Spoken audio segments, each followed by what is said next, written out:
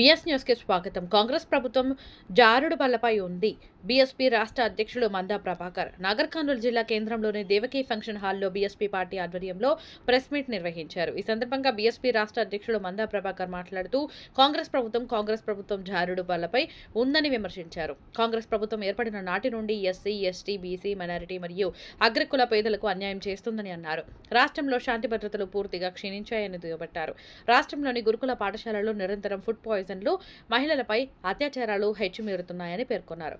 రాష్ట్ర రాజధానిలో, జిల్లా కేంద్రాలలో, మారుమూల గ్రామీణ ప్రాంతాలలో గంజాయి విచ్చలవిడిగా దొరుకుతుందని ఆరోపించారు.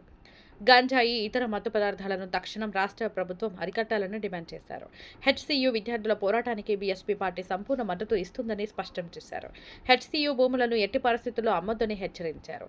అలాగే ఊర్కొండ మండల కేంద్రంలో జరిగిన సంఘటనపై సీఎం పూర్తి స్థాయి విచారణ చేపట్టాలని కోరారు.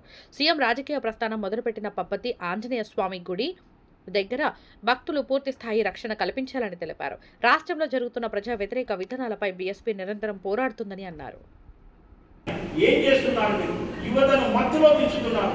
యువతకు గంజాయి ప్రతి పల్లెల్లో గల్లీకి గంజాయి లభ్యమవుతుంటే నువ్వు చేత పట్టుకున్నటువంటి నీ కంట్రోల్ నీ దగ్గర ఉన్నటువంటి పోలీస్ శాఖ ఏం పని చేస్తుందో మీరు చెప్పాల్సిన అవసరం ఉన్నది. ఈ ముఖ్యమంత్రి గారు గల్లీకి గంజాయి ఆనాడు నువ్వు ఎన్నికల నినాదం ఏంటివి?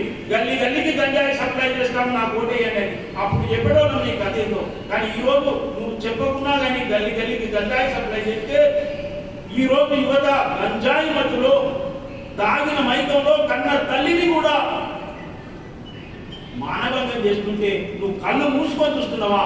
నువ్వు పోలీస్ డిపార్ట్మెంట్ నీ దగ్గర పెట్టుకొని ఏం చేస్తున్నావు? నీతో ఏం చేతనైతే పోలీస్ డిపార్ట్మెంట్ దగ్గర పెట్టుకున్నావు. నీ విద్యాశాఖ నడపరాదు. నీ విద్యాశాఖల అక్కడ చక్కగా గురువులు అన్నం పడుతుందని, లేకుండా మాకు అన్నం చక్కగా లేదంటే అప్పుడు మెను మార్చి అప్పటికప్పుడు ఏదో చేసినాం అనిపించుకోవడానికి చేతులు దొరుకుతున్నారు. ఇవల్ల అడుగడుగులు అత్యాచారాలు జరుగుతున్నాయి. మహిళల మాన ప్రాణాలకు రక్షణ లేదు.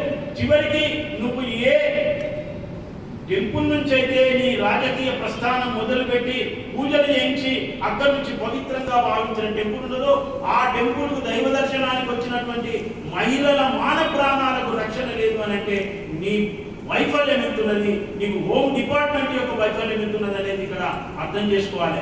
మీరు నాకైతే అర్థమైతలేదు. ఇవాళ బీసీ మహిళలను, ఎస్సీ మహిళలను, ఎస్టీ మహిళలను టార్గెట్ చేసి ఇట్లా ఈ సంఘటనలు జరుగుతున్నాయని అనుమానం వస్తుంది. షాద్ నగర్ లో ఎస్సీ మహిళ మీద అత్యాచారం జరుగుతుంది. ఇక్కడ ఏకంగా మానవాళాలు జరుగుతాయి. ఇంకొక మన ఎస్టీ మహిళ కొల్లాపూర్ లో ఎస్టీ మహిళను 10 రోజుల పాటు నిర్బంధించారు. ఆమె గిరిజన మహిళ. ఇక్కడ ఉన్నటువంటి షాద్ నగర్ ఏమో